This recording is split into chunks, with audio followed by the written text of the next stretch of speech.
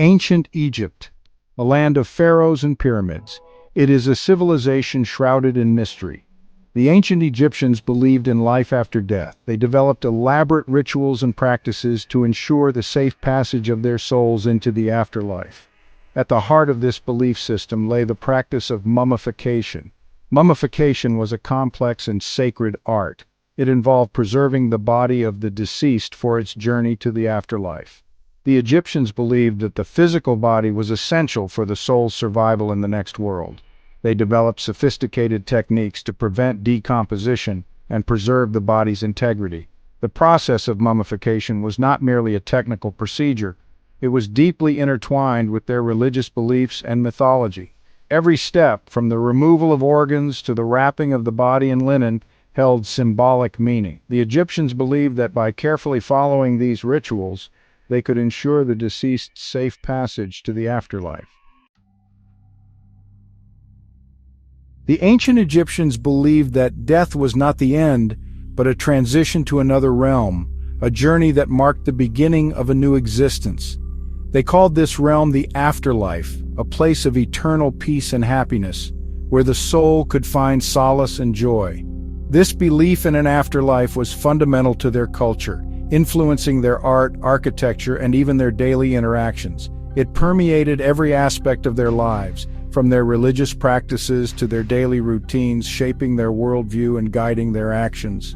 To reach the afterlife, the deceased had to undertake a perilous journey through the underworld, a realm filled with both wonders and terrors. This journey was fraught with dangers and challenges, testing the soul's worthiness and resilience.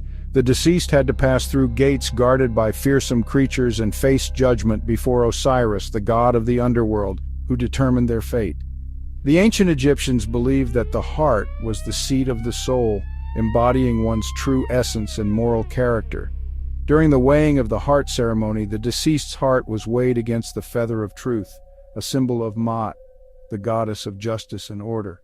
If the heart was pure and light, the deceased was granted access to the afterlife, a paradise where they could live in eternal bliss. If the heart was heavy with sin, it was devoured by the monster Ammit, a fearsome creature, and the deceased was condemned to eternal oblivion, never to find peace. The mummification process was a complex and time-consuming undertaking, deeply rooted in the spiritual beliefs of ancient Egyptians. It took approximately 70 days to complete, a period filled with meticulous rituals and ceremonies. The process began shortly after death, with the body being taken to a special place called the Ibu, or place of purification. The Ibu was a sacred space separate from the hustle and bustle of daily life, where the deceased could be prepared for their journey to the afterlife. The first step in the mummification process was the washing of the body, a ritual that held great significance. Using water from the Nile River, considered sacred by the Egyptians, the embalmers carefully cleansed the body of the deceased. This act of purification symbolized a cleansing of the soul, washing away any impurities from the earthly realm, ensuring the deceased was pure for the afterlife. Next, a cut was made on the left side of the abdomen, a precise incision that required skill and care. Through this incision, the internal organs, except for the heart, were removed. These organs were then treated and stored separately. The Egyptians believed that the heart was the center of intelligence and emotion, essential for the deceased's existence in the afterlife. Therefore, it was left in place, ensuring that the deceased would retain their identity and consciousness in the world beyond. The removal of organs was a delicate and symbolic procedure, steeped in ritual and tradition. It was a process that required precision and reverence, as it was believed to be essential for the deceased's journey to the afterlife. Each organ was carefully extracted and placed in separate canopic jars, which were specially designed to hold and protect these vital parts of the body. These jars were made of alabaster or pottery and were often beautifully decorated with protective deities, showcasing the artistry and craftsmanship of the ancient Egyptians. Each jar was dedicated to one of the four sons of Horus, the falcon-headed god, who played a crucial role in safeguarding the organs. The liver was placed in a jar with a human head, representing Imseti, the protector of the liver. Imseti was believed to guard the liver against any harm in the afterlife. The lungs were placed in a jar with an ape head, representing Happy, the protector of the lungs. Happy's role was to ensure the lungs remained safe and intact for eternity. The stomach was placed in a jar with a jackal head, representing Duamutef, the protector of the stomach. Duamutef's vigilance was crucial for the preservation of the stomach. And finally, the intestines were placed in a jar with a falcon head, representing Kebesinuef, the protector of the intestines. Kebesinuef's guardianship was vital for the intestines' safety. The Egyptians believed that these four deities would protect the organs in the afterlife, ensuring that the deceased could function fully in the next world.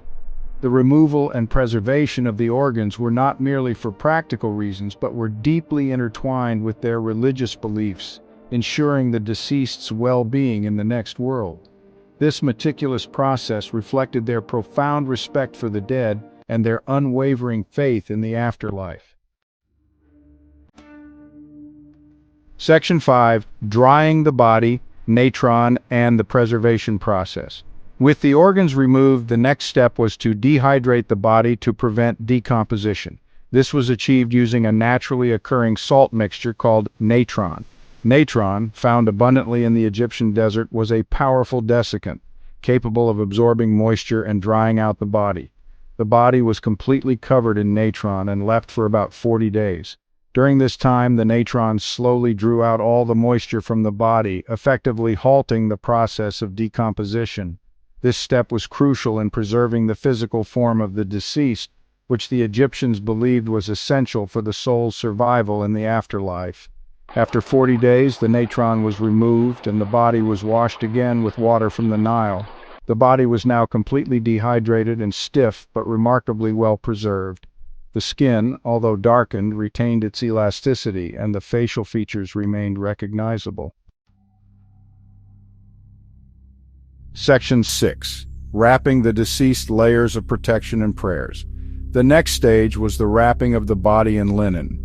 This was a meticulous process, often involving several priests and craftsmen. The linen used for wrapping was of the finest quality, sometimes even imported from distant lands. The wrapping process began with the fingers and toes, gradually moving towards the torso and head. Each limb was wrapped individually, and amulets and charms were placed between the layers of linen for protection.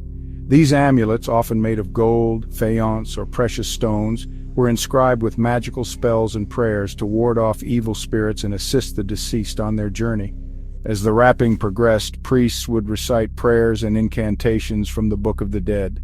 This sacred text contained spells and hymns intended to guide the deceased through the underworld and ensure their safe passage to the afterlife. Section 7. Funerary rituals, guiding the deceased to the afterlife. Once the wrapping was complete, the mummy was placed in a series of coffins, each one nested within the other. The innermost coffin was often made of wood and decorated with intricate carvings and paintings. The outer coffins were more elaborate, often made of stone and adorned with gold, silver, and precious stones. The final coffin, known as the sarcophagus, was a rectangular container with a heavy lid, designed to protect the mummy for eternity.